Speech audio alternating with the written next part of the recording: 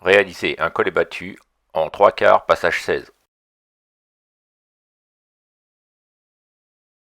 Et bavurer le tube. Pour réaliser un collet battu, cette étape est absolument nécessaire. Il faut ensuite recuire le tube, c'est-à-dire qu'il faut le chauffer de façon uniforme.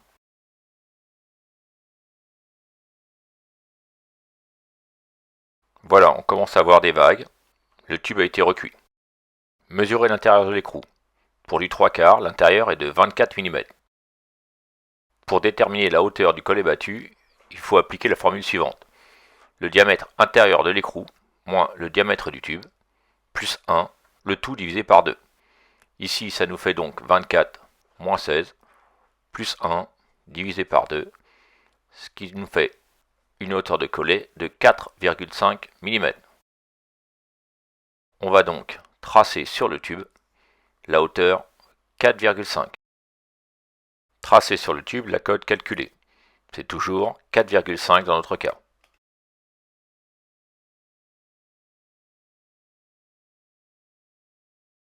Placez le tube dans la matrice côté conique et placez la cote 4,5 bien au ras du cône. Il faut ensuite bien serrer la matrice. C'est vraiment important pour éviter au tube de redescendre. On va maintenant évaser le tube à l'aide d'une toupie et du marteau à garnir. Évitez de le faire dans l'étau, on tape trop fort et ça abîme le collet.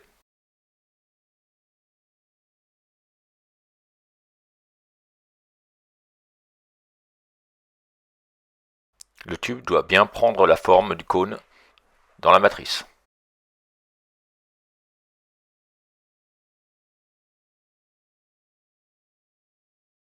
Une fois l'évasement terminé, il faut retourner le tube dans la matrice et bien mettre le début du cône au ras du plat de la matrice.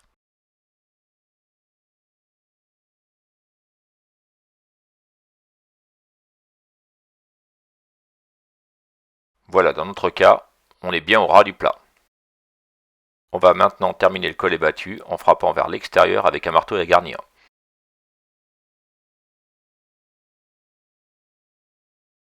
Dans cette dernière étape, on doit avoir à l'idée que le collet battu doit être bien plat et rester épais pour être solide. Un bon collet battu est un collet plein, rond et qui doit glisser facilement dans l'écrou. Voilà, vous avez réalisé un collet battu en 3/4 16. Si cette vidéo vous a aidé, n'hésitez pas de liker et de vous abonner, merci.